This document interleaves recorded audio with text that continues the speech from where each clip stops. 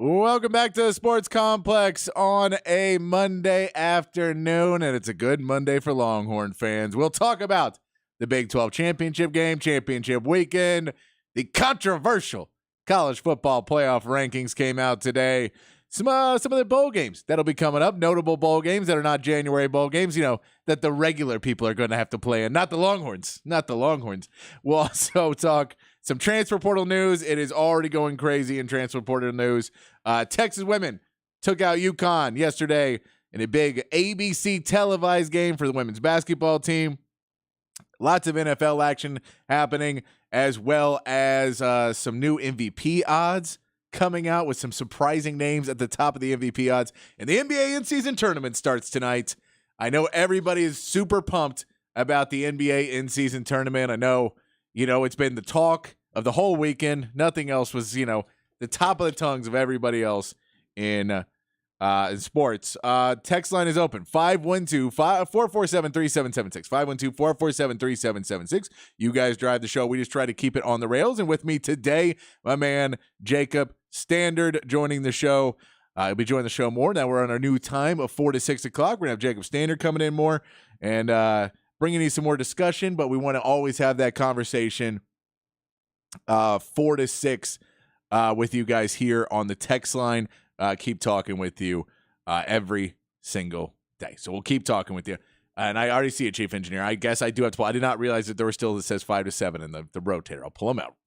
You know what? Shame on you. This is what happens. I do too many things around this station. Jacob, you have a good weekend? I did have a good weekend. I had a great weekend. It was a great weekend for Texas football in general. Longhorns, Texans, and Cowboys. You got to win on all three, and two of them were in very dominant fashion. They were good. You got to see some UFC this weekend? I did get to see some UFC this weekend. Saw some involuntary naps, that Benadryl pill in the form of a right hand. Got to see it all. Yeah, that was I honestly did not. That was how focused I was on everything else in sports, is that I completely did not even realize that UFC was in town. But if anybody went out to that, I hope you had a good time enjoying the fights for UFC. But yes, Texas gets the big win, 49-21 over Oklahoma State. It was everything you kind of needed to be. The defense showed at points that the secondary still has a few holes. It's going to have to look at those. But for the most part, Texas put together a pretty dominant performance. Sark, this was probably his best, if not, and maybe it's tied for best with something else, but his play calling in this game was amazing. He really dialed up the offensive play calls in this game. He knew, even in the red zone, how to get the ball moving downfield. We saw the play to Tavondre Sweat. We saw the little trick play with the double. That was awesome. The double lateral, or the double lateral that goes for the kick, and Ja'Tavion Sanders wide open, walking into the end zone. Plays like that where you just confused an Oklahoma State defense and were able to keep them off their feet. And so even when you started to have some problems running the football at points in that game, because they really just focused on stopping the run, Quinn Ewers was able to eat them alive. And it seemed as if Oklahoma State went into the game with the mindset of, we're going to throw the ball instead of run it, because we know they have a good line and they're not going to expect us to throw the ball instead of run it. So we're just going to throw and throw and throw. How'd that work out? And I mean, they got 21 points. They did. If they just ran the ball, I don't know if they get 21. So it did work to an extent that they were able to get a little bit, but it also meant that the game was going extremely slow. And there was a lot of time on the clock where a lot of us talked about before the game that it was going to be a game, that Texas may not even have the ball that much, because Oklahoma State was just going to continue to run it and try and run the clock. Right, and be stubborn. That did not take the case. I mean, if you look at the first half stats of that game, just the first half stats, the Texas was dominating and Quinn Ewers put up, close to record numbers in the first half. Yeah. So this Texas team came out and did what they needed to do, and just played a great game. Gets the talk to be a Texas team that felt like there was a chance they were not going to make the college football playoff going into the championship week. A lot of people not really sold on it.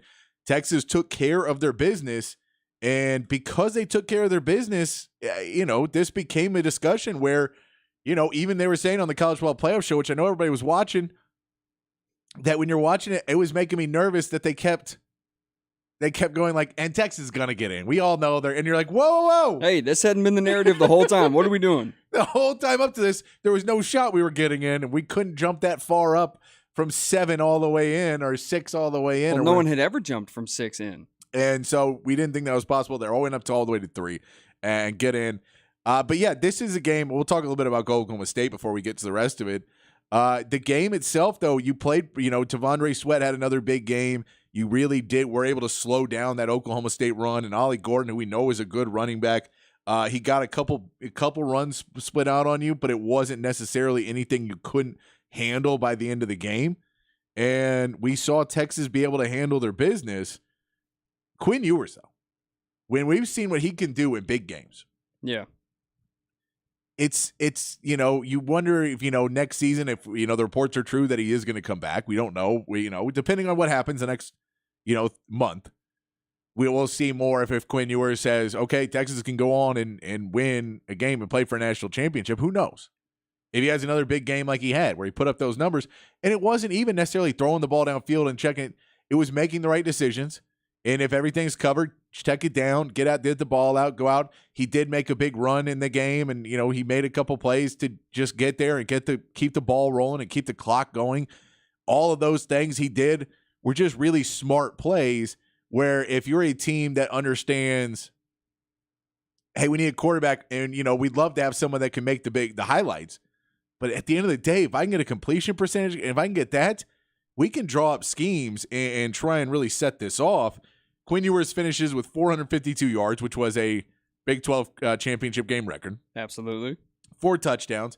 He does have the interception that was just he never saw the guy. Right. And he was watching a player go and just didn't see him. And that's something that he's going to have to work on, again, if he comes back or if he goes to the NFL.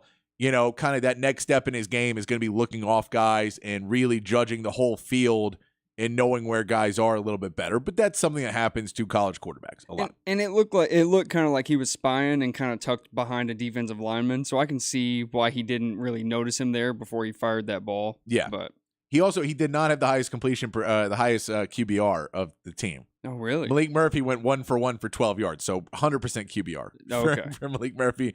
Quinn Ewers 97.1, still pretty good. Yeah, pretty good. Still pretty good. We saw Keelan Robinson get to come in the game and make some big plays where he's not, we said that he maybe get used a little bit more in this because he's got experience, because at that point he came in, made some big plays. CJ Baxter didn't necessarily have the best game. Jaden Blue, they both got stopped at points, but they did enough to keep the ball rolling. CJ Baxter had some big carries that got first downs. So even though he got stopped at points, he had a touchdown run that was really good and powerful. And it was I was texting my dad, it was a big boy run. It was one of those touchdowns. It was a touchdown where he went, Earl Campbell would have been proud. Ricky Williams would have been proud of that touchdown because he was wrapped up and carried and just kind of kept his feet moving and kept his body moving and never really stopped the momentum enough and was able to break free and get in the end zone. We saw that. We saw Adonai Mitchell have a huge game. Had 100 yards receiving. Jatavion Sanders had 100-yard receiving. Xavier Worthy probably would have been if it wasn't for the ankle injury, because one more catch is probably 100 yards for him at 86. So you could have had 3 receivers with 100 yards. He has an ankle injury. They said the X-rays are negative. It was not a good weekend to be a Texas or Texan small wide receiver. Both of them went down. Tank Dell, we'll get into that later. But Tank Dell was out, is now out for the season after breaking his fibula. But he is out. But it doesn't seem like it's as bad for Xavier Worthy. We're hoping that the boot and crutches were kind of more of a precautionary, let's not let him get hurt anymore, celebrating. Right. Because we know there's about to be mayhem. Let's not have him jumping up and down on a bad ankle and then twist it more, which if anybody's ever played, like I played basketball, and you would do that and you'd stay in a game because you'd have adrenaline pumping and you'd roll your ankle and be like, okay, I'm going to power through it. And then 5 plays later, you're just on the ground like, well, that's that. Now I'm done. Yeah. So took a 1-week injury, made it about a month. Exactly. Yeah. So hopefully it's a 1 or 2 week injury and he's back practicing in a couple of weeks, because Sark had said yesterday on the College Football Playoff show that he's going to be able to that basically they're going to take a couple of weeks, get through finals, get through everything, celebrate the win of the Big 12 championship, be able to take that, which I think is good. I think you want to have that after that game against Oklahoma State and how hard the season was and how those guys showed up at the end of the season when, the mission all season was a Big 12 championship. But then you saw the college football playoffs was there. And it's just something you can go after. And it kind of, if you look at that too early in the season, it can cost you a game. It can throw you off against other opponents. They were able to focus enough to handle their business in a way to get themselves in the conversation, and more in the conversation, they got themselves in. If you look, that was the best the offense has looked all season. I know Oklahoma State, we talk about that game last year and Quinn Ewers and how he recovers from that game last year where that offense looked inept and they couldn't do anything. And Quinn Ewers and Xavier Worthy looked garbage in that game. To what you saw, and again, it's neutral field. It was Climate indoors. Controlled. There's a lot to it, but yeah, it's still a Mike Gundy defense and that Oklahoma State defense that you're expecting is going to give Quinn Ewers some problems. And they found the way, and they said, look, if you're going to put 3 high and you're going to try and take away the deep shot, we'll just get yards after catch over and over and over and over. And then we're going to draw you in because we're going to keep doing that. And then we'll put one and we'll play action it and throw it right over the top of you. Yeah, I was looking at some of their percentage breakdowns on what kind of passes they were throwing. Almost 30% of their passes were screen passes right there at the line of scrimmage. And just like you're talking about, they would just hit it right, then left, then right, then left. And then as soon as they would walk up, they'd throw the deep shot. It was a beautiful game plan by Sark. And I heard Rod and them talking about it this morning. These last few weeks where Texas offense has looked dominant, Sark has been doing a good job of giving Quinn that first read and being able to hit that first read quick and decisive. No, and that's it. I think, that we've really seen now that Sark and Quinn are on the same wavelength, at least. Yeah. And Sark understands, we talk about this with a lot of different quarterbacks, or at least I talk about this with a lot of different quarterbacks, about if you can call the right game, a great coach can call the right game for the players you have. And Sark at the beginning wasn't necessarily doing that. He was trying to get Quinn to evolve faster than Quinn could evolve. It ends up with now that Quinn is able to get into that role where it's, okay, we don't need to have you have 3 reads or 4 and sit back there and do everything. Here's your 1, here's your 2, and then just write down, here's your out, and maybe your 2 is even the out to look there. And if he's wide open and he's got 8 yards, take the 8 yards. Yeah. You don't have to force it down the field. Just keep it moving. If you have to run up the middle and get 6, cool, just keep the ball moving. And we saw that they also got every third down pickup, I believe, and they did not allow. I got to look at this. Really? They didn't miss a single one? There is a third down efficiency. Texas was 10 for 16 on third down efficiency, 2 for 2 on fourth down. I know Oklahoma State was 3 for 10 on third down. It was a great difference of the game when you did that. And the fact that you put them in third and middles and third and longs that you didn't expect because they started to try and throw the ball more. Ollie Gordon in that game, 34 yards, 2.6 yards per carry. Nation's leading rusher. Yes. And it's also why, and I mean, look, we're just feeling good as Texas fans right now and as Texas teams. This is why I told you when they kept saying Taj Brooks and Ollie Gordon were better than Jonathan Brooks. And I get, no one stopped Jonathan Brooks like this. No, nobody did. And Texas stopped both of them. Now, I get Jonathan Brooks can't play against Texas. He didn't practice, which makes him a better player, which is probably one of the reasons Jonathan Brooks is better at it because he practiced against Texas. Sure. So he had a lot of practice going up against Devondre Sweat and Byron Murphy. But if you look at it and you say, well, you slowed down Taj Brooks. He still had a good game, but he had under 100 yards, and they didn't. And that was because they didn't even throw the ball. They just kept going with Taj Brooks. Ollie Gordon, I think the game plan was, well, let's throw the ball early when they're not expecting it, catch them off guard, we'll get some points, and then we'll come into the second half. And in the second half, then we'll run Ollie Gordon more because then they're going to be back on their heels because Allen Bow was killing them. And that was kind of thinking in his head how he thought it would go. And when it wasn't going that way, he then had to throw it back on to, okay, well, now we just need to – and you just couldn't stop Texas. That was really the problem is that they kept scoring, and you had to at some point get some stops so then you could start running Ollie Gordon. They couldn't do it. They were up by so much at half. They did go ahead. I mean, they didn't lose a quarter in this game. They tied in the fourth, but they didn't lose a quarter. Yeah, that's total domination. And that's what you wanted to see. That was one thing I talked about in the pregame show with Aaron and Jerry Hamilton was, for the selection committee and for just Texas fans, that you need to win the fourth quarter. Because we know Oklahoma State, that's what they do. They score in the fourth quarter. They put up a bunch of points and come back in games. Now, you were far enough ahead. But it's still, you're playing, backups and everything else. Get the 14, beat them. At least tie them. And that was, you're up. You still tied them. You went 7-7 in the fourth quarter. You didn't allow them to come down and take advantage. You didn't lay off too much. It was a great game by this Texas team. Loved the move at the end of the game, having Jonathan Brooks come out. I really love that move by Sark. I think it was a classy move. Incredible. And it's nice that you can win enough that you can do something like that at halftime you can be like, yeah, suit up a little bit. Yeah. We want you to get out there. So I thought that was a really classy move. He had Malik and Arch come in because we know both those guys, unless they transfer, can never play in a Big 12 championship game again. Oh, I didn't think about that.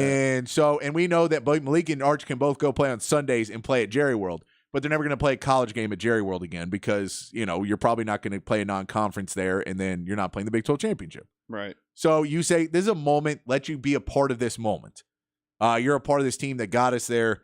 So I thought a lot of that was really good. So we get through that. 11 so about 3 o'clock in the afternoon, Texas fans feeling pretty good. And then we went into full, let's see how the rest of this plays out, because that win doesn't put you in. No. And it puts you a lot closer to in, because then the conversation is, well, is a Florida State team without Jordan Travis better than this Texas team? And we all know the answer is no. And I know some people in the text line maybe not be happy about this, but we know the answer is no. We know Texas can win that game. But we don't know. So we don't know. So then I'm watching the Georgia-Alabama game. I'm watching with some friends of mine who are fans of Alabama, and they're kind of looking at me, and I'm rooting for Alabama. And they're like, why do you really want Alabama to win? Is it better for Georgia? And you go, look, we just kind of need chaos. Yeah. Wherever it can come, something has to happen to shake it up. Because if there's 4 undefeated teams, then it's real easy to leave us out. But if there's now two undefeated and 2-1, now it becomes a little bit more of a story, and there's more teams we're fighting with. But 4 undefeateds, I don't know if we get in. Because I think it's an easy enough 4 undefeated, 4 conference champions. Sorry, you're a conference champion, but you're 1 loss. They're in. Right. And you can just do that. So that was a chance that could have happened on Sunday where we got that. Yeah, Texas needed to create uncertainty. So they did a good job of making themselves pretty certain. They just needed the other options to look uncertain. So, and we get Alabama wins 27-24 over Georgia in a game where they looked like the better team for most of it. And I know, Brock Bowers is kind of beat up and McConkey was kind of beat up. So they were trying to push a run at it, but they just didn't seem to have it enough. And on defense, Jalen Milroe has improved immensely from when we played him in week 2. And part of this, again, it goes to what we said with Sark and Quinn. Tommy Rees has finally understood how to coach Jalen Milroe. Yeah. Because Tommy Rees wanted one of his guys in there. He wanted a throw-first quarterback. And Jalen Milroe can run the football. But you have a Georgia, and you go, well, these guys are strong in the line. And the more you spread them out, and the more you take away their pass rush, because you can run on them, and the more you there was 2 spies on him at points in the game. That's insane. Like, they had to put 2 spies on him because he kept picking up first downs. And so if you look at what he could be able to do, and, we know with the magic he created with the 4th and 31 against Auburn, and I get that part of that is the worst defensive play call possibly in the college football history. How does that happen? I don't understand. But, it happens. They get the win, right? We know what Jalen Milroe, he's a much different player than he was. They get the win there. Michigan, of course, handles their business. Iowa does not have an offense. We're aware of this. I remember I was sitting there, and I wasn't really paying attention to that game, but I remember getting an ESPN notification on my phone at one point that said Iowa had finally crossed the 50-yard line. And typically, if ESPN thinks it's noteworthy to say when you cross the 50, it's not going your way. No. That's it, except for, and I think it was SEC championship game, but it may have just been LSU Alabama. I think it was LSU Alabama. The field goal game? The field goal game, and it was when somebody got across half field, you were like, wow. Wow. Everybody pay attention. Everybody We're about to get a touchdown. This offense is electric. We get that, and then we turn to the game of the night, which is Louisville and Florida State. And everyone's watching, and, I'm out in Talkville, and you're just watching, and it's a really unwatchable game. Yeah. It was just a bad game, and I get they're on their 3rd-string quarterback, and they didn't know, and they did the Oklahoma last year thing. Do you remember last year, everybody, when Tate Rodemaker or when Dylan Gabriel was in concussion protocol and they're playing Texas, but they don't want Texas to know if Dylan Gabriel is playing or not. Oh, yeah, they even had him warm up. And they had him warm up? Yeah. He went out there, and he's in gear, and he's warming up with gear on before the game, and everyone's like, well, Dylan Gabriel's playing. And then all of a sudden you realize he's warming up with the 2s. And everybody goes, oh. And so when Tate Rodemaker was out there warming up with the 2s, everybody realized we've seen this trick. They're doing the old Oklahoma from a year ago. They did that. I'm sure other people have done it. I just remember it from Oklahoma last year that Dylan Gabriel did it. And I was like, Tate Rodemaker's not playing. So Brock Glenn gets into the game. He throws for 55 yards, doesn't have a great game. It's understatement. Florida State doesn't, but the defense is good. Defense is good, but this is the problem of Louisville. What they've had is their offense has struggled at the end of the season. So they've played pretty good defense, but their offense struggles. And you put two defensive teams now because there isn't a quarterback for one of the teams. They get to win 16-6. It's not something you want in the college football playoffs. And so we get what we got on Sunday. Which was number one is Michigan. Yeah. Well-deserved. Number two is Washington. No Deserved. arguments. No arguments. Number three, the University of Texas Longhorns. No arguments. No arguments. And number four, and I'm sure there's some arguments, because number three might be there's some argument to it is, does Texas belong in? I'm just saying from people that are not Texas people, that I've heard this, that they're saying the SEC gets number 4 because you're not going to leave the SEC out, and Alabama gets number 4, Florida State number 5, and Georgia drops from 1 to 6. That's insane. Which is crazy, but it has to, like, you can't put them at 5 either, because then that's even more disrespectful to Florida State. And, you know, they shouldn't be in it. They lost the game to Alabama, but, you know, I think they got the decision right. Personally, I think they got the decision right. I think it makes for a better college football playoff. I think these are the 4 best teams right now. I get if Jordan Travis is healthy, then they get in. And the reality is, if Jordan Travis is healthy, there's a decent shot Texas doesn't make the playoffs. I would say more than decent. Because I don't think the SEC gets left out. Right. I don't think the best conference in college football, which I get they're a little bit down this year, they're still the best. A lot of people are down. The Pac-12 is not as good as everybody said it was. Once USC was out, and once we realized Oregon State and Washington State weren't anything that really good, Arizona was a better team than they thought at the beginning of the year, but they're just not that great of a conference.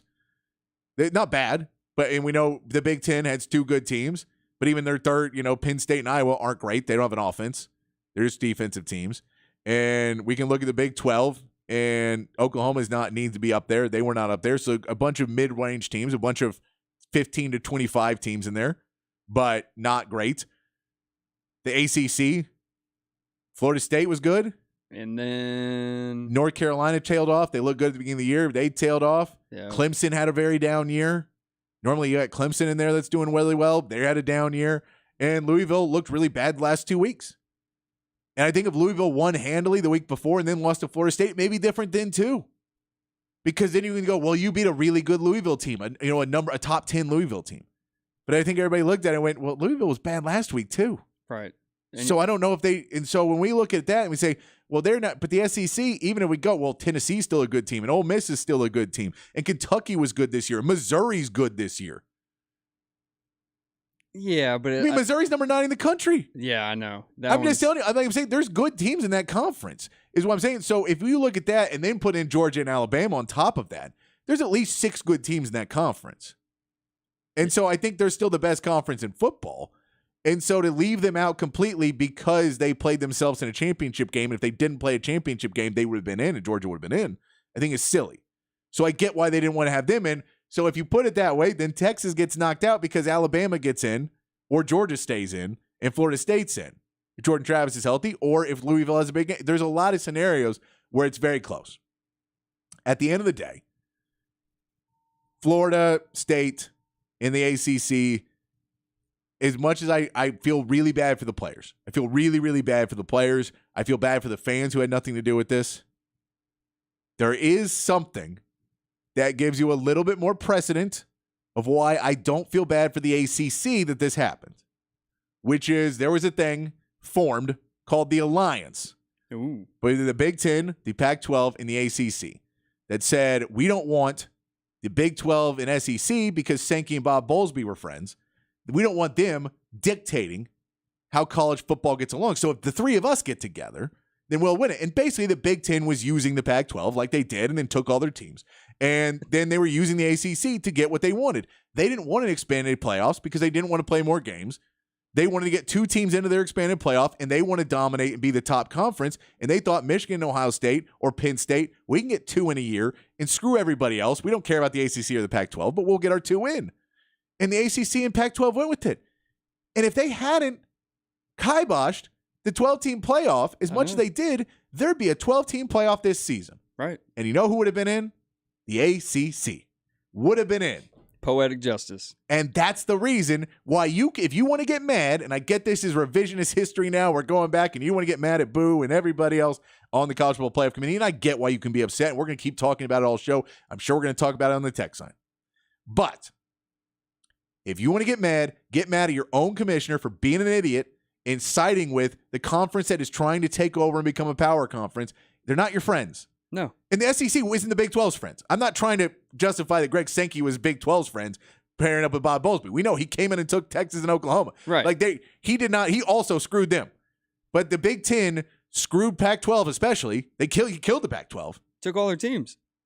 And then he goes over to you and he screwed you now.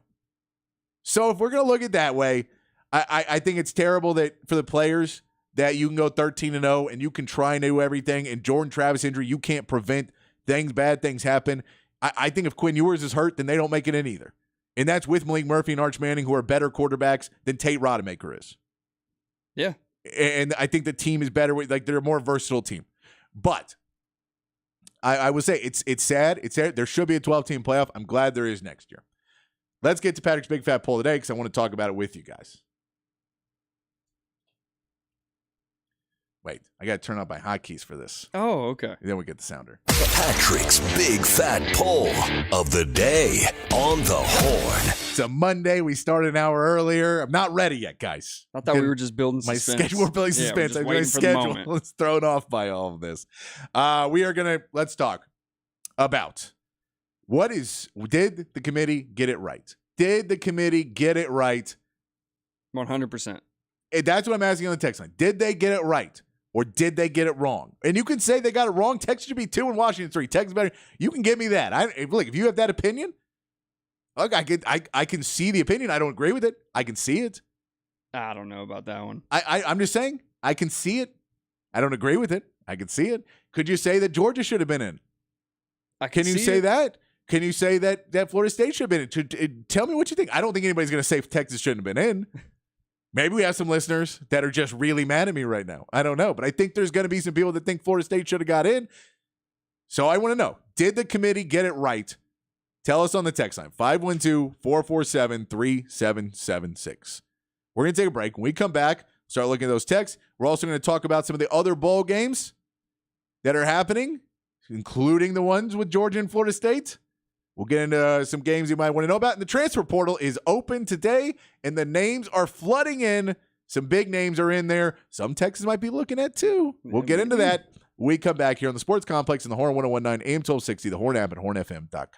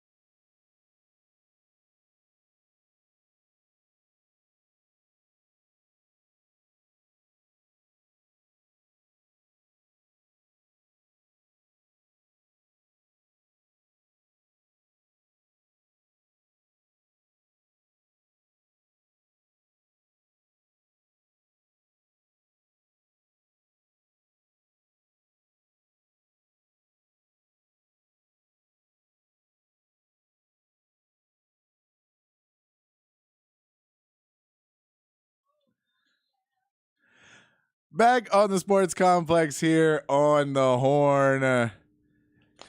Musical theme of the week. Any guesses, Jacob? Let's see if we can create the age gap even bigger between you and I. Or We were having this discussion before the show that Jacob does not know any pop culture references before roughly 2020. Apparently, zero pop culture references. I keep throwing them out there, and he blank stares every time. These are like major. This is not some minute, like small area. Well, the best part too is you look at me with such hope and promise, and I just let you down as soon as I look over. No. Yeah. This is Styx. Oh, I know Styx. This is Styx. Okay. But this song is called "Got Too Much Time on My Hands." That's what I was gonna say. Too much time on my hands. We have a new time slot, so these are going to be time songs. There you go. Oh, wait. That was actually going to be my guess. Yeah, it's good. Yeah. That's going to be your guess. You didn't let me build up to it. We are doing time songs all week here on the show because we're a new time slot, 4 to 6 p.m. We did see a texter. Rich Eisen is still on. Rich Eisen will be on from 2 p.m. to 4 p.m. And then hour 3 will be 6 p.m. to 7 p.m. So we are still airing all 3 hours of Rich Eisen every single day, but it'll be 2 p.m. to 4 p.m. With what we've heard from people around the people that we've done the text line and people on tweets and everywhere else have been saying that they would like the show to start an hour earlier. They'd like a show to start at 4 because they want to be talking with us and doing local sports coverage a little bit earlier because commutes are earlier than they used to be for a lot of people. So that was what we got the feedback. So we're trying to do what the people want here. But Rich Eisen is still on. We are not taking Rich Eisen off the air. He is now on from 2 p.m. to 4 p.m. and 6 p.m. to 7 p.m. We are in the Rich Eisen sandwich. There you go. Which is like two slices of bread. I said sheets of bread. Sheets of bread. Man, if you want to know how Monday my brain works, sheets of bread. I'm going to start using that. And then one sheet of bread on top. Yeah. Yes. Slices. Slices, I believe is the word. Text line's open 512-447-3776. Easy poll of the day.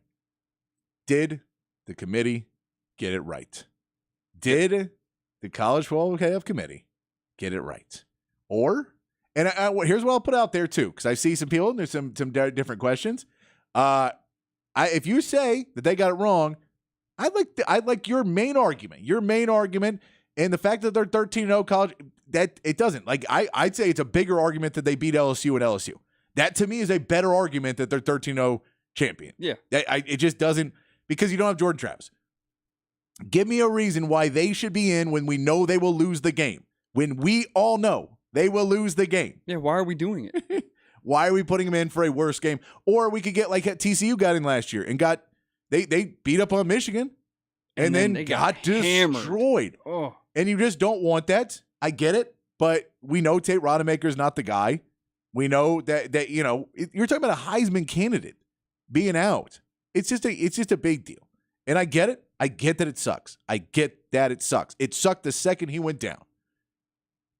And you did what you did to have to get through those last couple of games, but I just don't. I couldn't have put him in because I get you could have, and then the SEC would have had their argument that it's crazy that you leave out the best conference and that it isn't a real national champion.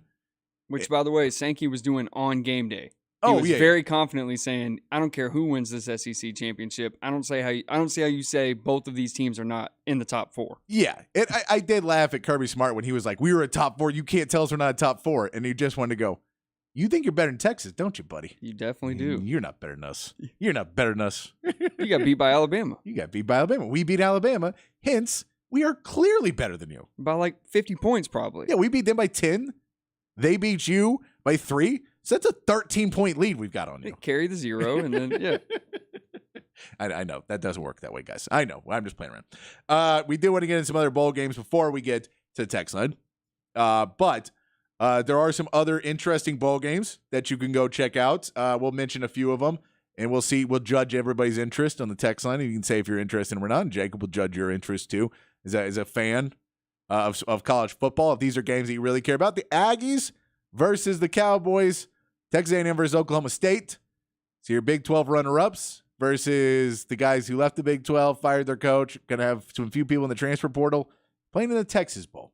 Yeah, I am interested in this one. It seems like it's a good matchup. Mike Gundy gets to go against the Aggies. he was coaching Oklahoma State when the Aggies were still in the Big 12. There is some history there. It'll be fun. We'll see what the Aggies with Elko and what he's able to do in his first game. It's going to be big for the Aggies to try and kind of right the ship a little bit. This is their only kind of selling point for new recruits, right? This is the only product they've seen post Jimbo. Yeah, and just be like, hey, and the practices, I'm sure he's going to try and start getting them in. So the guys that are questioning the transfer portal about the new culture and whatever else, that's going to be brought into it by Elko. So an interesting one there, just to see how many players show up for A&M in this game and how many transfer out. And you don't figure it's going to be. I don't think the number is going to be this huge exodus because I think Elko is going to be a more friendly coach. Well, it's someone they know too. Like he probably helped recruit some of the team. Yeah. So right? I think that there's something that's said about he could be able to come into this game or come into A&M and change the culture or change the attitude and the vibe a little bit better to make it a little bit nicer. So I think there's guys that are going to leave. We saw one of the Aggie recruits, one of the guys at A&M has said he hasn't made $1 yet in NIL. Yeah, that's a rough look. So that's not a great look, but we will see if that, if they continue. The fact that they could throw $160 million to fire Jimbo and hire another coach should tell you in every recruit that they have money. No, they got money. We have just as much. Don't want to, guys, if you're listening, we have just as much in Texas, but it's not a contest. Another interesting game, Arizona versus Oklahoma. Team coming to the Big 12 from a team leaving the Big 12. Right. In Oklahoma, the Alamo Bowl is going to be that matchup. Dillon Gabriel earning the transfer portal. We'll get to that in a second. Ooh. So we don't know who's going to be their quarterback. We could see some General Booty. Oh no. Could we get the? We know it's a Valero Alamo Bowl, right? You think they'll run the commercial on the big board? We should need the Haynes Yeah, at Alamo Bowl. Ad, yeah. That'll be an interesting one. Another one that I'm going to find interesting because of transfer portal news. Okay. Missouri versus Ohio State. That does become very interesting. Missouri was a good team this year. They were. And that's a team that you're probably not going to see a ton of transfers out of. You're going to see a few guys go pro, so there may be some guys that aren't playing, but a lot of that team is going to be, ready to go prove something in this game. And I think, when you say, hey, you can go out in your last game, you can beat up in the Cotton Bowl versus Ohio State, you can go knock them down another peg. Right. And you figure Marvin Harrison Jr. ain't playing in that game. No, probably not. He's going pro. We know that their quarterback's out. Oh, why's that? Transfer portal. Oh. And then, of course, the bowl game that everyone is looking at. Which is? Georgia versus Florida State in the Orange Bowl. So this is the one, too. Burner. If you don't think it's right, this is the game to see. And look, there is exceptions. There will be guys for Florida State who are not going to it because they are going to be getting ready for the draft or they will be transferring. Right. There'll be some guys for that. Georgia will have a bunch of guys that will not be playing because they will be getting ready for the draft or they will be transferring. So this is not a full-on, this is what the playoff matchup would have been, but it will be a matchup. And we see one of the main reasons why Florida State is not in the college football playoff because the number 6 team in the country is a 14.5-point favorite over the number 5 team in the country. Bingo. And that's really, at the end of the day, why Florida State wasn't in. And I think that's what it is if you say, does anybody think Florida State would win a game against any of these teams in the Big 12 or Alabama? Yeah, I think that should be the main argument. You take the undefeated Florida State team without their QB. Do they beat Texas or Alabama on a neutral field? No? Then you have no argument. Grow up. And look, I made the joke about, you could put Liberty in because they're undefeated and a conference champion. They're not a Power 5. They did not play LSU at home. Sure. I feel bad about that. I get that they, you can say, but like even in the ACC wins, Duke was good early on, but not a great team down the stretch. You beat a Clemson team that was struggling this year. So there's teams that are okay in there, but they weren't. None of them had complete teams. If you think watchability and ratings didn't factor into this at all, 100%, grow up. But this is also why they did the realignment is for better TV ratings. No, and this is something too of where I said when people said there's no shot to Texas getting in. A point I made is like, look, when TV ratings and TV is going to call on this last one and go, hey, by the way, just to let you know, we're paying your salaries. We own the college football. We own all of this. Oh, and we want these teams in because they're just better TV ratings. But Florida State deserves it. And but it's like, and the reality was Texas, I know as much as people don't like Texas, people will tune in to watch Texas lose. They'll hate watch it. Nobody likes Floyd Mayweather, but his fights sell a lot of views. Right. So if you want to get that, I thought he could get in. But Georgia is a 14.5-point favorite of Florida State. That is going to be a grudge match game for Florida State. It's a grudge match game for Georgia. Both those coaches want to win by 30. Florida State does not have an offense who can score 30, so it may be a problem. Yeah. But Georgia, it depends. We know that McConkey, who is their main wide receiver, is probably not going to be there. We know that Brock Bowers, who is the tight end, who's the best tight end in college football, will probably not be there. They're both kind of banged up. They'd have a month to get better, but they're both going to the draft probably, so they will be out. So you don't know who's going to be catching the ball for Georgia. But it's still Georgia. They have 5 stars on I get 5 that. stars. Exactly. And that's why I think the problem was Florida State does not have 5 stars on 5 stars. Right. And when those steps down, you went, okay, the guy's still good. Like Brock Glenn's a 4-star QB. Yeah. He's not a bad quarterback. He'll be fine in 2 or 3 years. But it's like, imagine Arch Manning getting his first snaps in a college football playoff.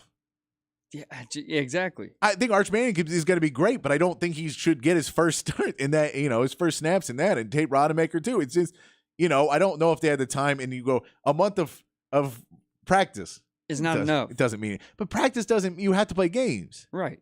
And so I get it. Transfer portal is also open. Do you have a list up? I do. I do have a running list. Yeah. It is nobody. Nobody has Nobody is the in. portal. Some notable players in there. Kyle McCord, the quarterback for Ohio State, is in. Walter Nolan was the number 1 defensive lineman recruit in 2022 at A&M. He is going into the portal. Defensive tackle. Texas Longhorns may be looking for a defensive tackle. If Byron Murphy does go pro, like most people are expecting, he did walk. So did Devondre last year. He came back anyway. So there's a chance Byron Murphy comes back and they don't. But they could be looking at Walter Nolan. They're both gone. Is somebody that they want to bring in to help out. Alfred Collins is another name where he could go, he could stay. But Walter Nolan, someone that Texas could be looking at. He's playing it down the road at A&M. So you could say, hey. And you've seen that formula work for your defense. Just bolster up those front 2 guys. So that's someone you could look in there. The man who beat Texas, Dylan Gabriel, is entering the portal. No real statement on why he wanted out of Oklahoma at this point. Do we even have target destinations? I don't know. And I don't know if the money wasn't there or if he doesn't want to go to the SEC. He may want to stay in the Big 12. He may want to go to the Big 10 and play more Pac-12 games and be, it may be a distance thing for his family or something like that. Maybe. I don't know what the question will be, but Dylan Gabriel is in the transfer portal for Oklahoma. And of course, all these guys could come back too. That is a reality of the transfer portal. You still can go back. Most of the time they don't, and most really good programs don't want you to come back once you're in. You can't repair that locker room after that. That's the thing. So that's the equation. Dante Moore from UCLA, the quarterback. Cameron Ward, the quarterback out of Washington State. Will Howard, the quarterback out of Kansas State. Riley Leonard, the quarterback out of Duke, who had a good season. DJ Uiagalelei, quarterback out of Oregon State, who the rumor is maybe headed to Ohio State to replace Kyle McCord. That'd be interesting. That's the rumor there. Grayson McCall, the quarterback from Coastal Carolina, are all in there. We also have Tobias Merriweather, a wide receiver out of Notre Dame, that has entered the portal, as well as another big name to the portal. The reports now are, surprisingly, and I know this is a crazy report that I've heard, Arch Manning is reportedly going to stay at Texas. No way. The thing we've all told you. He's going to stay at the school he originally wanted to go to? And he wants to go to the conference, the SEC. And look, he may still leave. We don't know. And he may leave after next year. And who knows what the future holds for Arch Manning. He's not But the leaving. clickbait articles we've been telling you are clickbait continue to be clickbait. This was the plan. This was always the plan. Colorado's already at it. Their tight end, Mikey Harrison, has entered the transfer portal. There's a few other names from Colorado. That is a school that we've seen a lot. Ohio State has a few names that are coming out of it, that are getting out of it. A&M, there's expect to be a few names that come out of it, but there's a different coach as well. So whenever there's a coaching change, you kind of expect it. But there's some interesting names that are in this transfer portal. We come back. We're going to get to some of your text messages and keep the show rolling here. 512-447-3776. Easy question. You can talk about transfer portal news too. Send that stuff in. And then we're asking you, did the committee get it right? Because that's the big topic today. We could talk more about Texas football as the week goes on. We'll talk more about it. We got a month. Now we're going to talk about Texas football because, man, it is a good day to be a Longhorn. We got plenty of time. We'll be back here on the Sports Complex on the Horn 1019 AM 1260, the Horn app, and hornfm.com.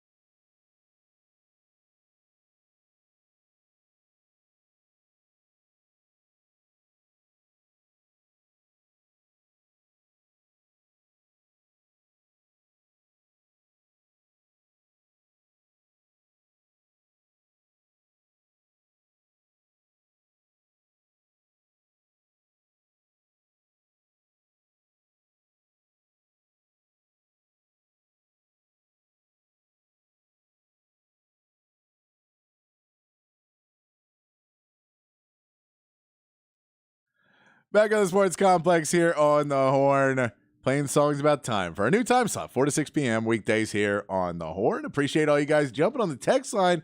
This is why we moved it. We got text line fired up at 4 o'clock already. Man, they are getting after it. They're getting after it. I think a lot of people may care a lot today, too. This seems like a good day. Why, did something big happen? Something happened. I don't know. Let's get to the text line. Do you know Closing Time? Are you aware of this song? Yeah, it's that song that Andy Bernard wrote. Right? Oh, you know it from The Office. You do Yeah. not remember. You don't remember that this came out when I was in school. So, no, you don't remember this. With Jacob's insanely wide pop culture absence of knowledge. I just told you Andy Bernard wrote it. Was that after 2015 when you started watching things? Oh, you know what's funny is even though I just made an Office reference, I never watched it live. I watched it all back on Netflix. So this is past 2020 again? Yeah. Okay. You know there's other stuff out there you can watch. I Do you just haven't only- gotten there yet. Oh, okay. You're Yeah. going back year by year. Right. I'm at 2014, guys. My man Chan texting in Longhorn Volleyball as well. Great. Always good to see Longhorn Volleyball doing well. I know they were playing SMU this weekend, and they are playing. They're going for it right now as well. Defending national champions. They're always dominant, aren't they? They're always good. They're not as dominant this year as they've been dominant in years past. Is what I've been told. and what I've So we got a scrappier team. we got a scrappier team. We're not as talented. We're scrappy. No, they're still talented. They're Okay. good, but there's other good teams. It happens. It's hard. It's hard. Georgia, 2-time defending champs. Right? It's number 6. Hey man, tough times come quick. Also says that 4th and 1 with Sanders was awesome. Yes. And no, it was not Devo. There was no Devo. That was Styx, and that was then Semisonic does Closing Time. But I'm assuming you were talking about Styx, Which one? the first song. Oh, yeah. The first song from Chan. Scarlett says, Quinn Ewers, that's why I picked him as MVP of your poll last week. We don't beat Bama without dicing them up. We don't win 12 games. And his epic performance on Saturday was the emphatic punctuation that left zero doubt about our playoff legitimacy. Maybe he can get some love from his fan base now. I hope so. And I think this is the thing with Quinn Ewers is he has consistently shown up in big games. Are you telling me the quarterback means something to a football team? No, but I get that. But he's also had bad games, and so 100%. when he doesn't show up for a Ohio or an Oklahoma State or a Kansas State or a TCU or one of those games in the past couple of years, but I also think this season he's done pretty well throughout the season. And if you take that injury out where he had to miss a couple weeks and then didn't have quite the arm, then yeah, Quinn Ewers has had a really good year. It just he's always had more hype. And it's that part where if you're expecting a guy to be 7 feet tall and he walks in at 6'9", then you're disappointed. Right. The guy's still really tall. And so I think that's kind of the deal with Quinn Ewers is you're expecting a Heisman Trophy performance from him every single game. And when Sark doesn't call plays for it, and when he underthrows a guy down the field, you go, well, he underthrew him, worst quarterback in the league. You're like, well, no, but that's not. I mean, he's putting the ball where it needs to be. As long as it's not getting picked off, and he's not throwing interceptions, he is having a really good year. So, hey, there is some good stuff in there. Riley P. says, don't forget Worthy put that smackdown at the goal line. Yes, when Worthy blew over a guy, lowered and his didn't have to, chose to. and he stepped out of bounds 2 yards before. Chose to. You see him stop for a minute, man. and he makes up his mind, and he crushes that I can dude. tell you, the last 2 or 3 weeks, Xavier Worthy has gone full on you think I'm a little guy mode. Oh, I love it. And it's that, I don't know which scout or who told him that he was too small to be in the You league. put on some weight, buddy. But Yeah. I mean, something like that. But he is showing that he is as scrappy and tough as anyone in the league.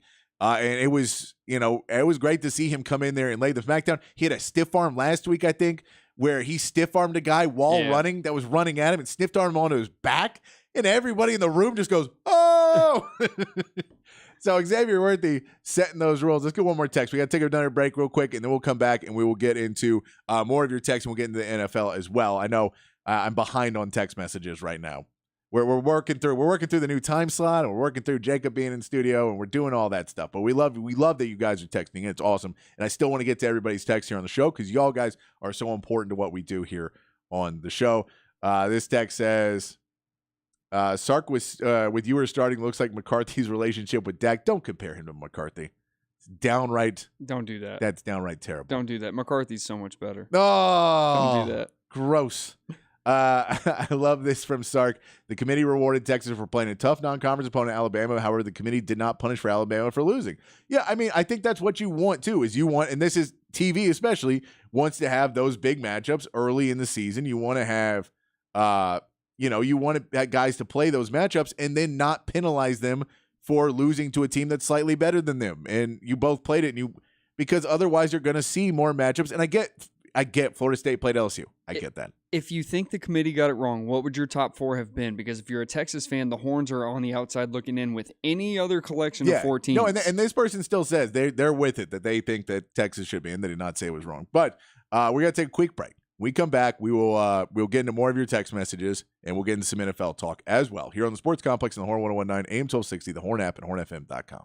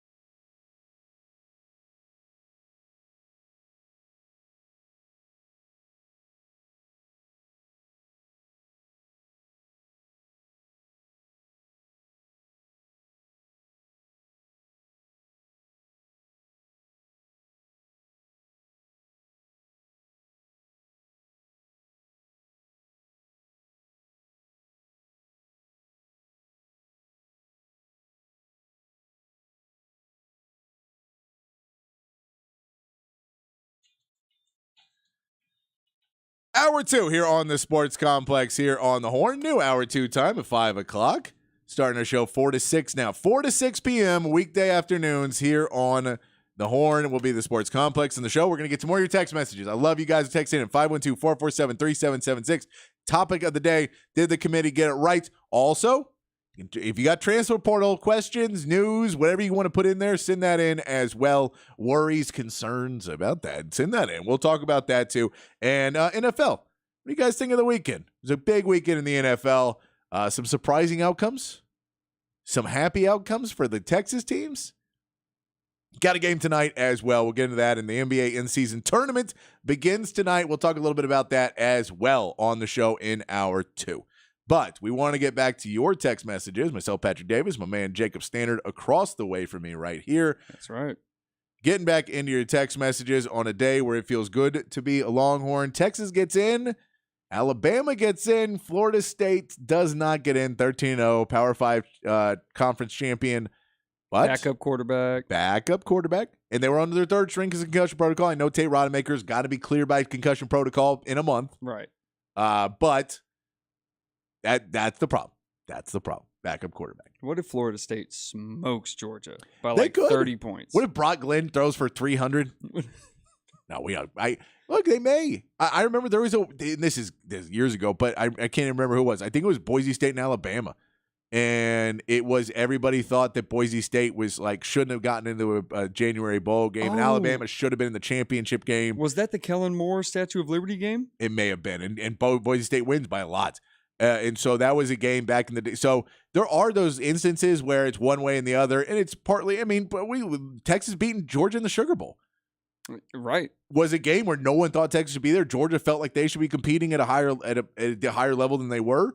But and part of that goes into who shows up, who's in the transfer portal, who is leaving. We know. I mean, Georgia has a lot of guys go in the transfer portal every year. We have one of them, Adonai Mitchell, playing really good for Texas from Georgia. Yeah, appreciate Burton, that one. the wide receiver Burton from Alabama went to Georgia. Yep. So both those guys back in the college football playoff. Georgia not though. Georgia not. So did the committee get it right? Is what we're asking on there.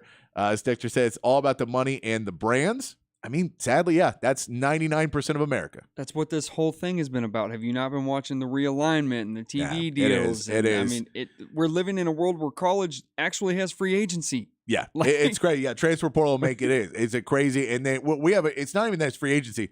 It's that the coaches will come out, and now we're just naming ridiculous numbers, stupid numbers that aren't right. And like it annoys me when Matt Rule comes out and goes, "You need $2 million for a good quarterback." And you go, "Not if you have a good team and a good coach and a culture and all of that. But if you want to have them come to Nebraska and play for you right now, when you're complaining and you've been complaining for 3 years straight since you went to the pros, and everything's everybody else's fault." You used to be a good coach, but now you just complain too much. Right. I think you get back to being a good coach again. But if you keep wondering, if you're going the bygone era of college football and you can't evolve, then go be an analyst. Yeah. Don't be a coach anymore. Go break it down. So it annoys me. I need $2 million to get a quarterback. No, you need to retire from football if that's the way you want to do it. Right. I can guarantee you, the whole NIL budget for Oklahoma State may be less than $2 million.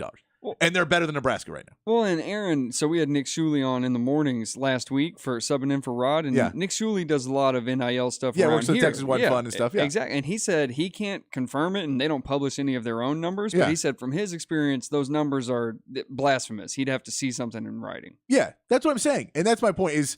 And that's what I'm saying. I don't think that $2 million has been spent on Oklahoma State football to NIL, right? In total. And they're a better team than Nebraska. Right. So you can save it that I need $2 million for a quarterback, Matt Rule. Right. You can save that. Now, if you want to go out there and offer him the biggest check and you want to get a bunch of guys for the most money, fine. You're going to keep losing, though, because that's what A&M tried to do. They didn't win either. How'd that work out? And their coach is gone now, and they're paying him a bunch of money. And he was supposed to be a quarterback whisperer. So I get it, but you need to build a culture where there's money involved for sure. Like, if you don't want to believe that Xavier Worthy got a pay raise to stay at Texas last year instead of transferring, he did because other schools were offering him stuff. I get it. And he had a sweet watch at Big 12 Media Days. I'll tell you, I understand guys are going out there and it's free market. Look, at this point, this is capitalism. This is America. This is what you want to live in. This is what we're living in, right? Look at the parity across college football right now, though. Look at the good it's brought. Hey, I'll tell you, this is the closest top 5 we've ever had. Right. Top 6 we've ever had. How many times in the past can you remember where the final championship week matters as much as it did this year? Exactly. All right. Another texter says, absolutely got it right. 65-7 in the playoffs last year was embarrassing. They don't want that again. I get that. It was 49-21 was your prediction last week. You forgot to send in. I'm sure. I'm sure about that. It was in your drafts folder, right? That sounds fishy. Yeah. Jimbo is a Big Mac whisperer. My man, Chief Engineer.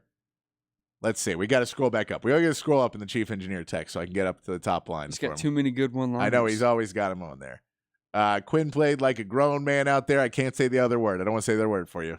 Give it a try. This is you want to get off. You've been on the show for one day. You're trying to get us thrown off the air. This is all 1 year ahead of schedule in my mind. Anyone who gripes about this year's suicidal tendencies trip in the brain. Sark erased all doubt for me. If he's the right coach, hats off. I've had some other friends that I've defended Sark to some Herman people that are now starting to jump over. Good. That are Herman people that were like, Herman was a better coach, shouldn't have been fired, we shouldn't have got him. And look, we'll get into this later this week. I can.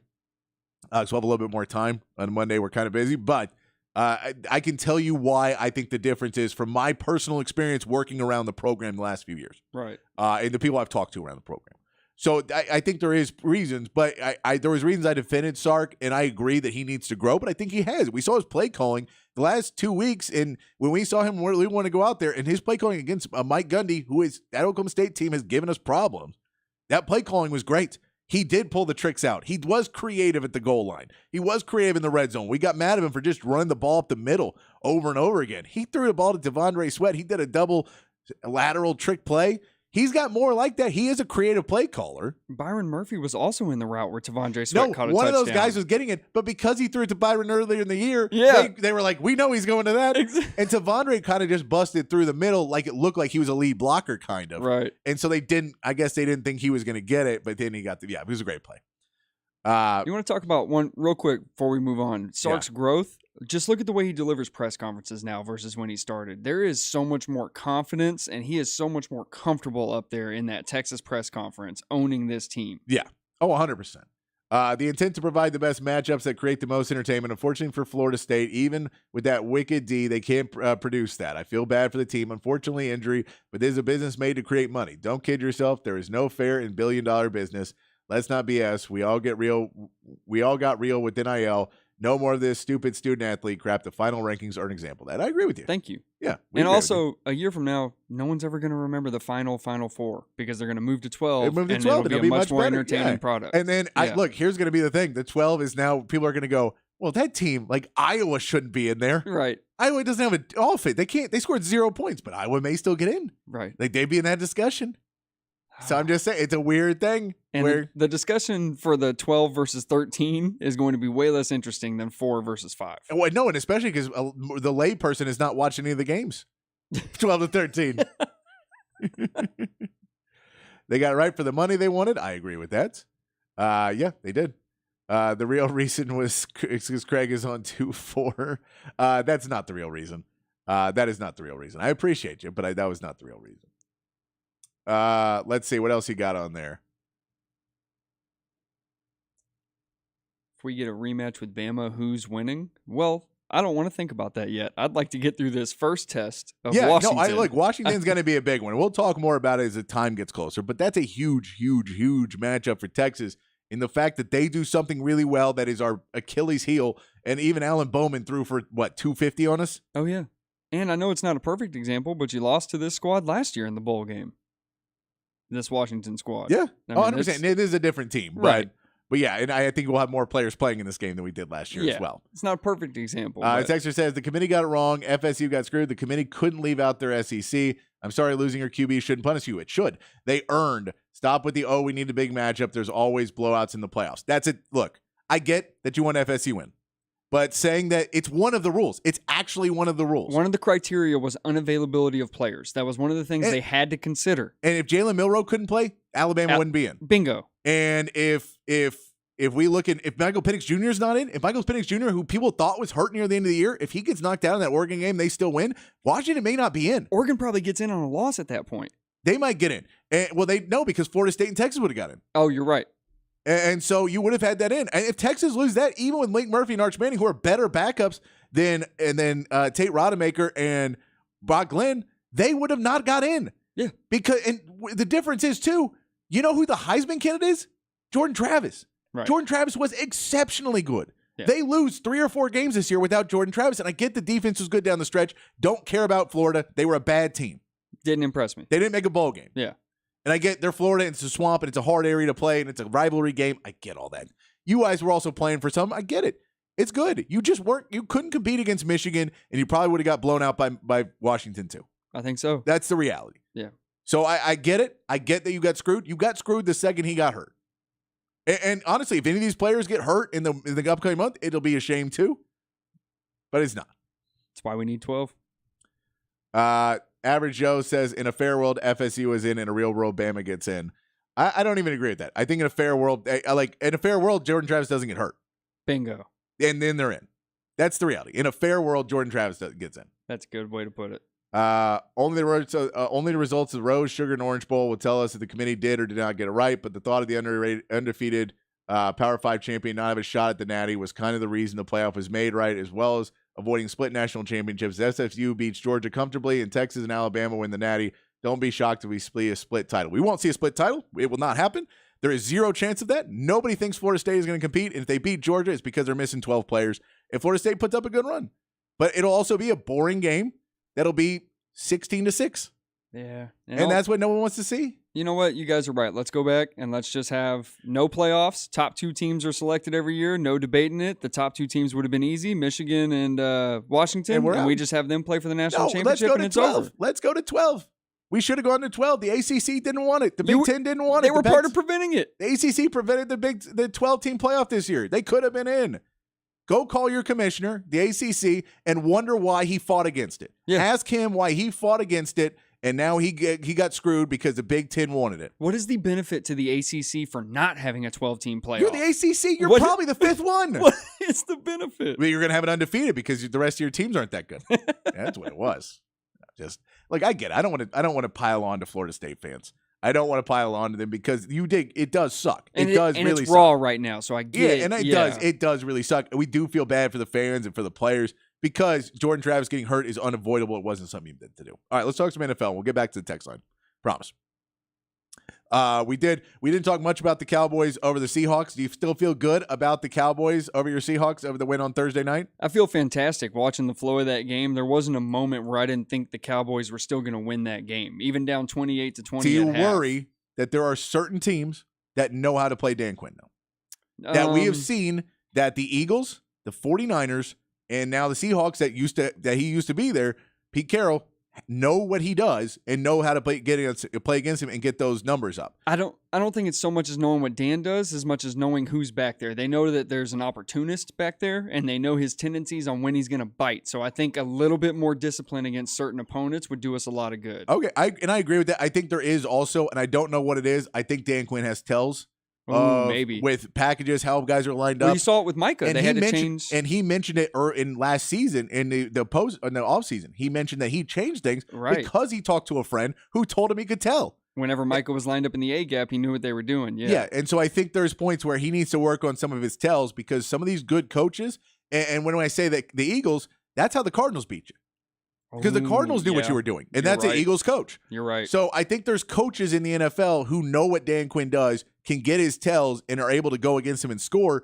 In Dallas, when they're playing good offense, great, but you don't want to the whole point of Dan Quinn in this defense is to not have to score 40 points. Right. You like to be able to win with 30, and they would not have won with 35. It's a tie game. Yeah. So that's something I think that they need to keep working on. But I think if Mike McCarthy was a better coach, he would be able to tell you what the tells are. But I think you should have someone in analytics or someone on that Cowboys staff has to be able to go, this is what they know. This is how they know it. We need to change that.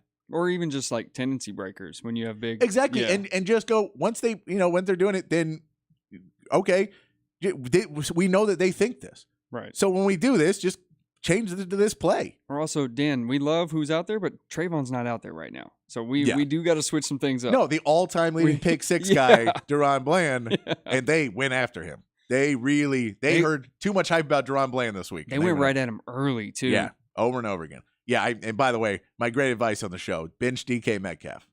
Ooh. That went well for me in my fantasy leagues, guys. Went well for me. What was it, 3 plays in, he's got like a 60-yarder? Yeah. Now, the funny part is, in one of my leagues, I benched him for Deebo Samuel. Okay. Well, that's, I mean, so that it's just kind of a push. Yeah, but I could have played it's... both of them because I had Tank Dell in too, and he got hurt with no points. So, yeah. So there was bad things. But. So you won? No, I lost in every league. Oh. I'm pretty sure. I haven't checked. I have not checked. I was too high. I was happy about Texas. I said, don't get bogged down. Fantasy football is not real. I didn't either, and I started Zay Flowers on a bye. Yep. Broncos at the Texans. Texans get the win, 22-17, getting the interceptions against Russell Wilson, including a big one down the stretch. Jimmy Ward, who was brought in by this D'Amico Ryan staff that he coached him in San Francisco. He wanted to bring him in. He makes a huge play, gets a good read, pulls the ball out, gets in front of the receiver. They had a couple of interceptions where they just jumped in front. Stingley had one too, where they just jumped right in front of the Broncos wide receiver who never really made a play on them. Right. And they were able to get interceptions. It pumps the Texans up to 7-5 and the Broncos down to 6-6. The Broncos good run. Is this something where Texans can still grow on this? Is this the end for the Broncos? No, I think this is absolutely something where the Texans can still grow because, I mean, you lost Tank Dell for the season. There's natural opportunities to grow within that next man up mentality. Nico Collins had a great game. I saw John Mechie was getting some snaps all of a sudden there at the end. Yeah. And, once Dalton Schultz gets up Mechie had a play in that game too where it was wide and CJ Stroud just missed him. I saw that. But he shook his defender so good. And it's nice to see because, with Tank Dell going down, Mechie's going to have to step up. Noah Brown's going to have to step up in that role because Tank Dell was really their leading receiver. I know Nico Collins is having a great year too, but Tank Dell and CJ Stroud, the connection. So you'd like to see really Mechie step up and kind of fill into that young player role because it's his rookie season now too after coming back from leukemia, getting a little bit healthier throughout the season. Just get him a little bit of space, too, because he's one of those guys that can hit that 21, 22 miles per hour. And that was that little route they ran. Yeah, and it wasn't hard. Yeah, he just... we also saw yesterday the 49ers handling business against the Eagles. The Eagles who have kind of looked a little sluggish at points this season and not really being able to turn on the offense. Were never able to turn it on. The 49ers ran all over them. After that 3 loss, they kind of went downhill. They got that bye week, and they've looked really, really good. Going into this. Does this make you think that the 49ers are by far the NFC favorites to win, or does this make you think the Eagles now are susceptible and the Cowboys have a little bit more of a game plan to go against the Eagles? Which one are you looking at more? Are you saying, all right, well, that one's still, we don't know how to beat the 49ers, but we may have a game plan against the Eagles now? I don't look at it for either of those. I look at this as a very emotionally fueled game for the 49ers because they never really got a shot at the Eagles in the NFC Championship. Yeah, it's true. And I think a lot of that when Debo wore black Air Force cleats and all that, and there was a lot of emotion. They ran right through the DB drills and warm-ups, the 49ers did, just to get on the Eagles' nerves in Lincoln Financial. There was a lot of emotion baked into this, and that can skew the numbers sometimes. It can. I think it did skew the numbers a bit. It was interesting to see, though, the 49ers and that offense, when Kyle Shanahan calls up that game right, that offense looks really good. If they're healthy, that's a scary, scary offense. You can get Debo in a rhythm. It's one more game before we go to break that I want to mention is the Chiefs lose 19-27 to the Packers. Going into Lambeau, which is a hard field to catch the ball in a lot of times, especially once you get into December and January. It's a hard field to catch the ball, and when you have a bunch of wide receivers who cannot catch the football, it does not help. But now you're getting reports that some of these guys are just running terrible routes, and they're not where they're supposed to be, and Patrick Mahomes can't trust any of his wide receivers, so he's just got Travis Kelce. Is panic mode starting in the Chiefs? I don't think it's panic mode yet. I think that panic mode is when you start doing this at home. I think when you're Kansas City and when there's no hope at home, and if they lose to a bad team at home, then I go, okay, you're in full panic mode that this team may not win a playoff game or may not even make the playoffs.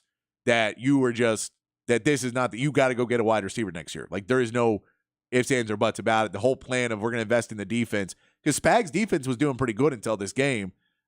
Is it panic time for you for the Chiefs? 100%. And I say it that I don't have to see it at home because there was shots early. I'm talking first quarter, second drive of Travis Kelce after they had just gotten off the field again. Travis Kelce's on the bench and he does not look happy. He's not sitting next to anybody. He's not talking to anyone. And it's early in the game he's doing that. That means it only takes one or two things to go wrong at this point, and everyone on that offense all of a sudden goes, here we go again. It's another week of this. And good teams don't have that, right? No. And I mean, we should mention that Eric Bieniemy's gone. Oh, yeah. We should just mention it. Right. I mean, I don't know how much of it is Eric Bieniemy and what he was able to do of drilling that team and getting Sam him. Howell's lighting it up. Sam Howell's playing really well, and that's the question: is how much is Eric Bieniemy part of this? Yeah, just a note. That's a good point. I didn't even think about because that. I know he never got any credit, and the whole time there's people either that thought it's ludicrous that he's not a head coach somewhere, It's and Eric there's people Bieniemy. that thought it's just Andy Reid. Yeah, But we can say that this offense does not look as good as it did before. Yes, they don't have the wide receivers. They didn't have the wide receivers last year. right. I mean, if you're going to tell me Juju Smith-Schuster Right. is the difference between a Super Bowl and not the playoffs, Yeah. then And- you're insane. and Because where he's at the Patriots now? Juju Smith-Schuster. Is he in the Patriots now? I thought that he might be. He might I'm be not there. sure. But that should tell you. Right. So that's something to know. All right, we're going to take a break. When we come back, we'll get into some NBA talk and more of your text messages. 512-447-3776 on the Sports Complex here on the Horn on the 1019 AM 1260, the Horn app, and hornfm.com.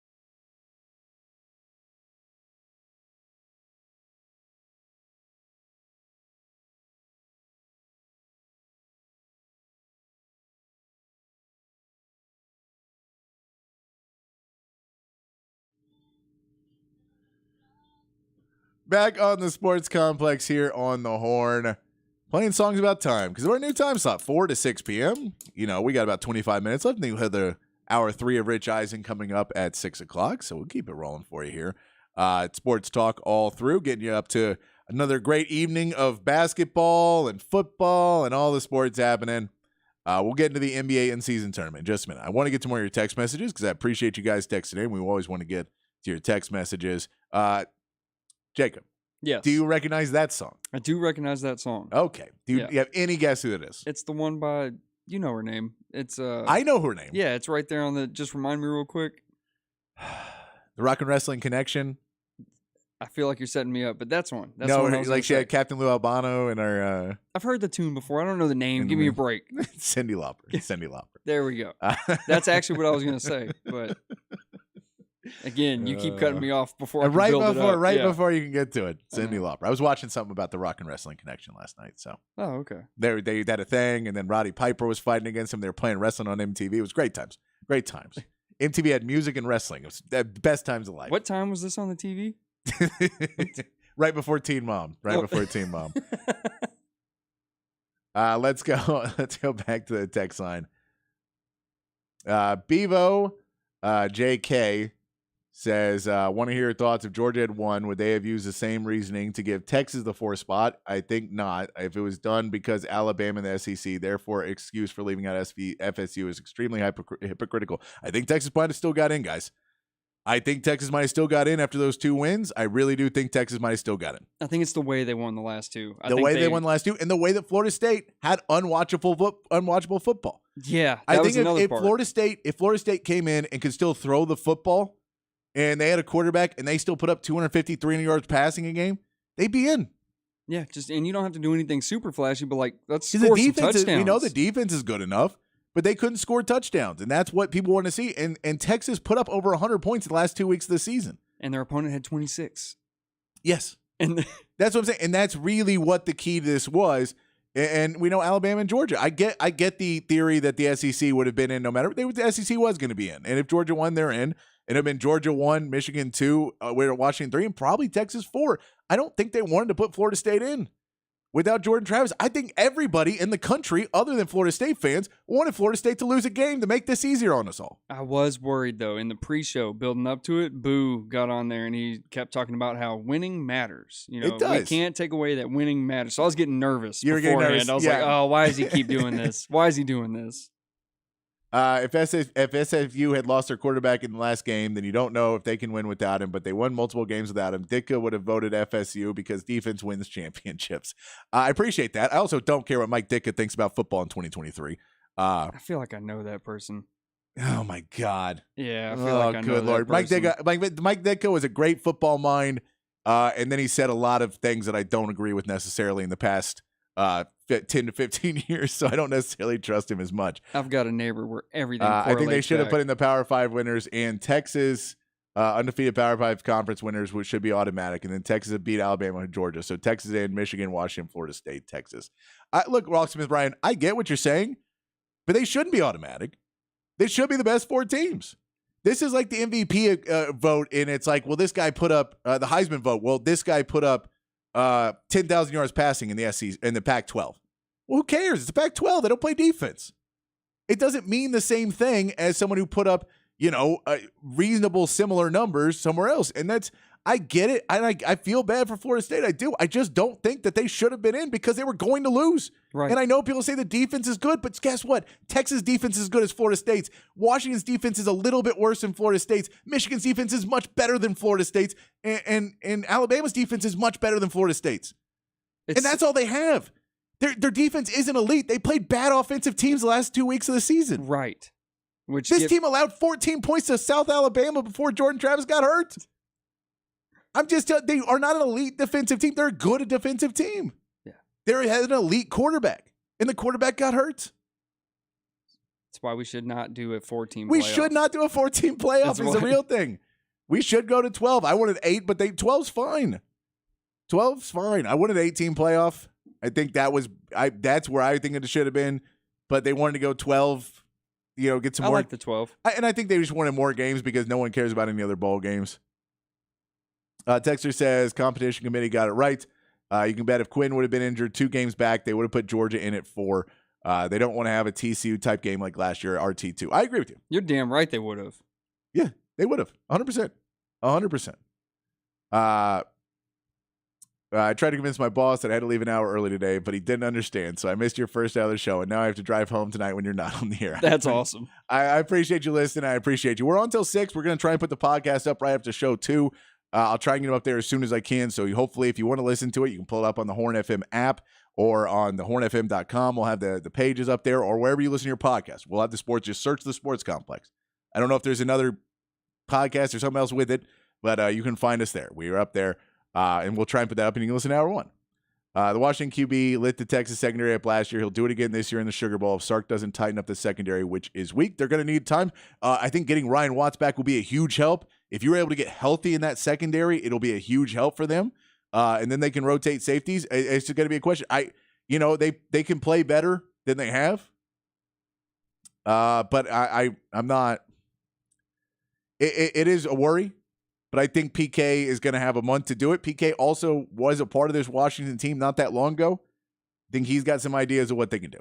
I think we also get a calmer Sark this time. Everybody remembers the episode pregame in the Alamo Bowl. Yeah. Where the dude touches him and Sark freaks out. There was obviously a lot on his mind at that point. There was, and the running game was terrible that year. He ran Keelan Robinson the whole time. The running game was terrible without Bijan and Roschon. Yeah, there was some problems. The running game's much better this year for Texas as well. But yeah, Michael Penix Jr. and that team, it's going to be a rough run for Texas if they can't stop it. But I think Texas' offense is going to be able to put up a lot more points against Washington in this game. The College Football Playoff Committee got it wrong the minute they decided to only have a 4-team playoff. They did not decide that. It should have been 12 to 16 from the jump. 16 is way too many because it's just too many games. I don't mind 16. You can't make these college players keep doing it because you're going to, at a certain point, we're going to start losing players that are going to the NFL. You're going to start losing the best players. When you say, I have to play 3 more games, well, I'm gone. I'm not playing 3 more games. I don't care about the national championship. I want to go. You guys don't pay me $7 million. I'm going to go make $7 million. So your best quarterbacks, your best defensive linemen, best wide receivers are going to start leaving before those games. That's a good point. And they're going to say, well, if you make it, I'll play in the championship game. But I'm not playing 3 games. I'm not risking injury for 3 games. You could cost me millions of dollars to go for this. Yeah. I think you're going to lose players. So I don't like that as much. Yeah, good luck to you guys. Yeah. No arguing CFP, but questioning why TCU lost the Big 12 championship last year and still made it in this year after FSU got booted. Because this is also the first year that there was undefeated champs in everywhere. Like there's never been 3 undefeated champs there. It's just a different year. Guys, there were 8 teams fighting for 4 spots. Somebody was getting screwed. Yeah. And I mean, really 6 teams. Because we're not going to count Ohio State. Right. Because they didn't play nobody. Oh, really? Yeah. And by the way, if you want another argument, Georgia didn't play a non-conference, like a tough non-conference. Their best non-conference game was Georgia Tech. Oh, no. Georgia had a cakewalk. They do not belong in the college football playoff. Let's just say that up front, too, that Georgia doesn't belong there because they didn't play anybody. Well, I think that's why the committee booted them. I think that's why. Because it's like, look, you can't play. And I don't mean they didn't play anybody because they played at Alabama. Clearly, they played SEC teams. They didn't schedule a non-con. Right. And Florida State, I will give them credit, scheduled LSU. And I'll give them credit. And they schedule Florida too, but they always schedule Florida. And I get it. But you schedule LSU. That's not normally on your schedule. And I do like that they did showcase, if nothing else, the non-con matters. The non-con games in the beginning matter.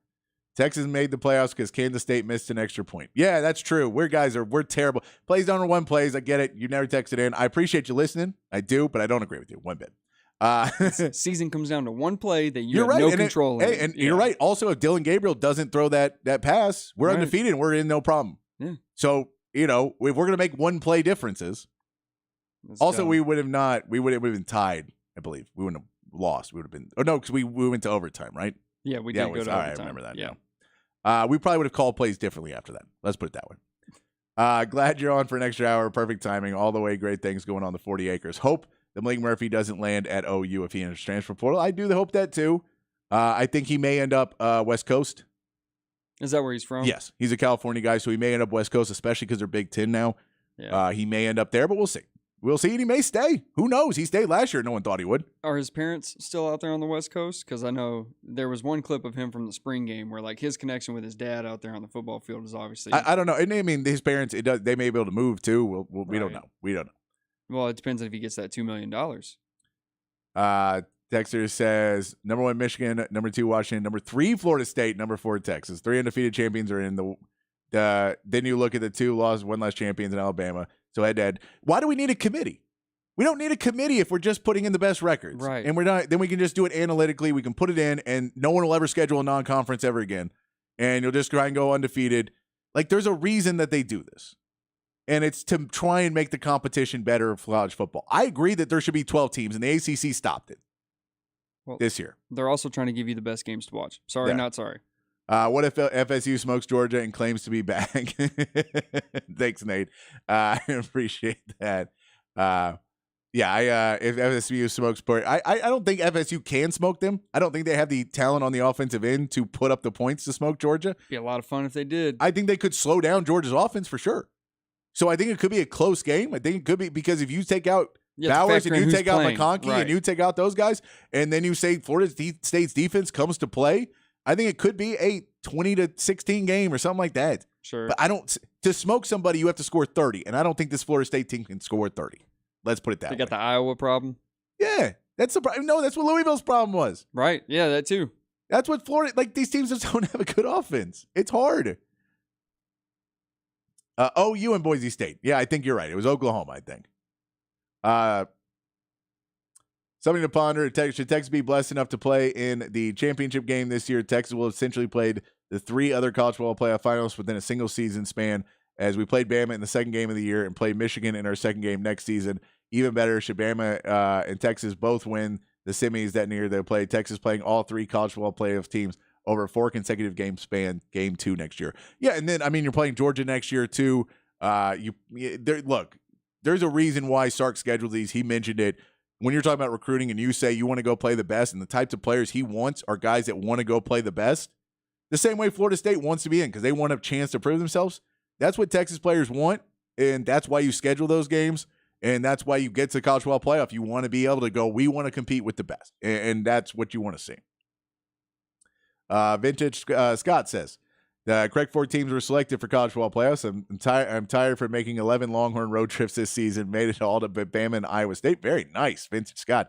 Driving from south of Houston up to Arlington Friday night was awful, but was happy to cheer on the team and celebrate with Coach Garcia. Going back to suck it up for the Sugar Bowl if my ticket request gets filled, and I'll make the trip. I like that, Vintage Scott. I like that. Let's see where we get one here. If we get a rematch with Bama, who's winning? Like we ain't there yet. We ain't there yet. Yeah, let's stop doing that. And by the way, all right, Yeah. us. We're us. We'll say that until we get there. Us. I know Washington is the first things first, but just for fun, who wins Bama reach? No, I get it. It's us. It's us right now. And then ask me again if we beat Washington. I'll tell you what, I think the winner will win the football game. How about that? Thanks, John, man. Yep. The Huskies have 9 6-year players. Yeah, they got some older players. Hopefully, they're all too tired. They're going to not be able to. It's a 7:45 game on New Year's Day. They're going to be tired. Not only that, it's an extended season. We're past bowl season. It's all about what you've done to help me lately. FSU has 2 weeks to show they could play without their QB. If they would have showed out, they'd be in. To see the backup QBs in the NFL, you don't want to see anything like that. Yeah, that's true. The NFL, people are saying this bad this year. Well, look at how many QBs are out. Exactly. Right. Exactly. And they didn't want that in there. QB makes a difference. I just wonder if you feel the same way if Quinn was hurt in the Big 12 championship game, even though Texas won. That was the reason they got held up. It would suck. I think it would really suck. But I understand what it was. Listen, I know it's not. I've said it 5 times on this show that we'd be out if that was the case. I know it's not exactly a 1-to-1 trade-off, but if you just bear with me a little bit, think about the 49ers last year in the NFC Championship. How unwatchable was that football game after Brock Purdy left on the first drive? Exactly. The quarterback, and that was an elite team. The quarterback makes such a huge difference. All right. And we get one more text, and we got to take a break. You guys are killing on the text line. We're trying to keep up with you. If Jordan Travis doesn't get hurt, who gets in the college football playoff? Because it seems like they have to put SEC in no matter what. Probably SEC still gets in. They probably do. And I know that would be the argument today. Was Texas got held out because Alabama got in? I get it. That would be a horrible thing. None of us like it, but that probably would have been it. Yeah. But Florida State would have definitely got in if that was the case. All right. We're going to take one more quick break. When we come back, we'll wrap up the show. Try and get some more of these texts. If we can't get to all of them, we'll text back tomorrow. We'll keep talking about it. I promise. We'll come right back here on the Sports Complex on the Horn 1019 AM 1260, the Horn app, and hornfm.com.